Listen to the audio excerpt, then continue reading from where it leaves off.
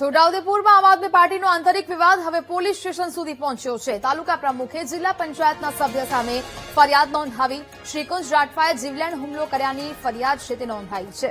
જિલ્લા પંચાયતના સભ્ય રાજેશ રાઠવા સહિત 12 સામે ફરિયાદ દાખલ કરાઈ। શ્રીકુંજ રાઠવા કારમાં જઈ રહ્યા હતા ત્યારે ચૂંટણીની અદાવતમાં હુમલો કર્યાના આક્ષેપ છે તે કરવામાં આવ્યા છે। સંવાદદાતા રાજેશ ફોન લાઈન પર જોડાયા છે। રાજેશ, આપનો આંતરિક વિવાદ હવે પોલીસ સ્ટેશન સુધી પહોંચ્યો છે, શું વિગતો? જી ને આ વાત કરવામાં આવે તો 2 દિવસ પહેલા જે આમ આદમી પાર્ટીના છોટાઉદેપુર તાલુકા પ્રમુખ જે રાત્રિ 11 વાગે જોજ વસેડી રોડ ઉપર જતા હતા ત્યારે અચાનક તેમની ગાડી ઉપર 2 ગાડીએ અથાડીને તેમના ઉપર જીવલેણ હુમલો કરવામાં આવ્યો હતો।